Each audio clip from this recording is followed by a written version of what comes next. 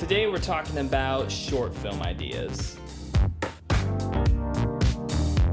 Welcome to Reel Filmmaking. My name is Corey, and today I want to talk about ideas for short films. Now, I get the question a lot, Corey, you make a lot of short films, and sometimes they're kind of weird. Where do you think of all of these ideas?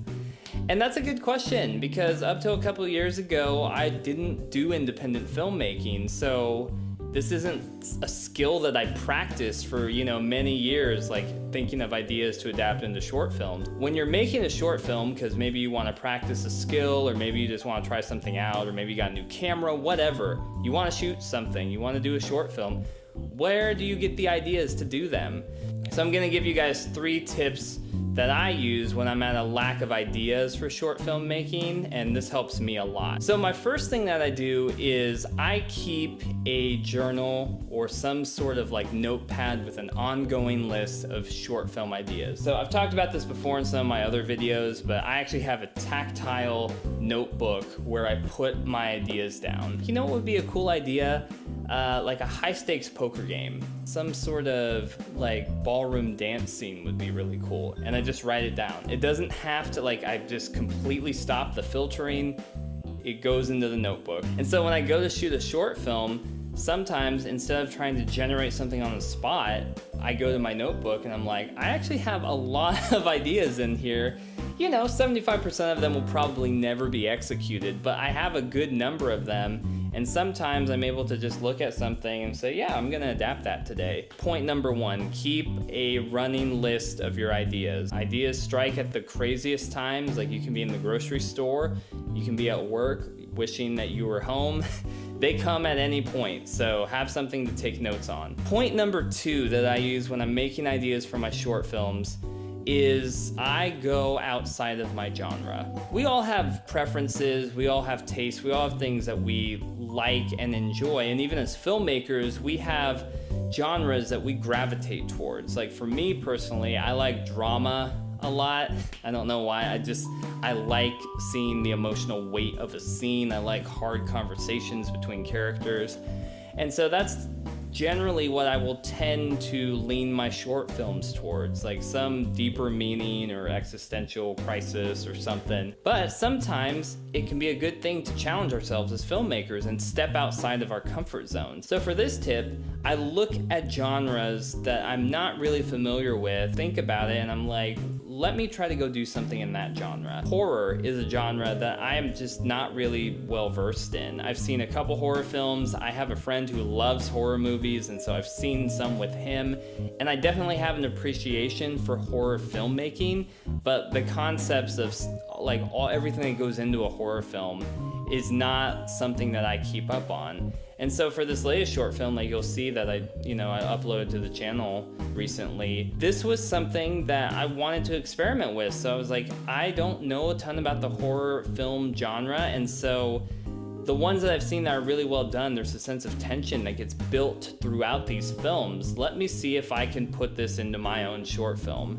And so that was a lot of the genesis of why I shot this short film. I wanted to see if I could make something that had an undercurrent of dread and could create scares from people, not just like crappy jump scares, but like actually create this sense of terror. And so the second point is stepping outside of your comfort zone and filming something in a different genre that you're just not used to. If you need examples or help, type in whatever genre it is on YouTube and look up short films. You will find plenty.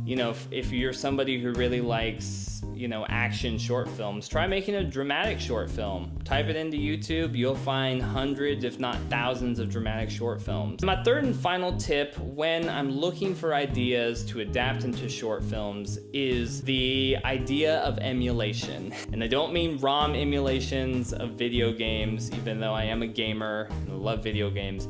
I'm talking about emulating something from a film that you love. The idea of not straight up copying or ripping off something that really stands out to you in a film that you love, you trying to create that in one of your short films. Like, build your short film around that idea. The scene in Jurassic Park with like the kids in the kitchen and where the raptors come in. I don't know, I'm not like on a horror kick right now or like a scary movie kick, but it came into my mind, so we're rolling with it. So that scene, you know, Jurassic Park isn't like a horror movie, but that scene is very thrilling, and there is that undercurrent of tension that rises throughout the whole scene. And so if I was going to build a short film around that, like, I'd take that concept, and it's not so much that that scene is like scary in like a slasher film sort of way, but it's because there's tension and it's claustrophobic, and one side knows the other side is there, but the other side doesn't.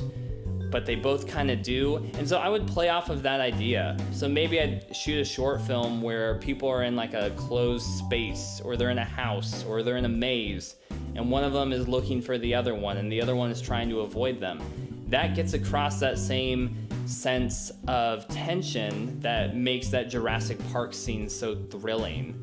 People trying to find the other person trying to leave. With that in mind, I write my short film around that, and I try to film it in a way that really captures that sense of this thing that really stood out to me in a movie that I loved.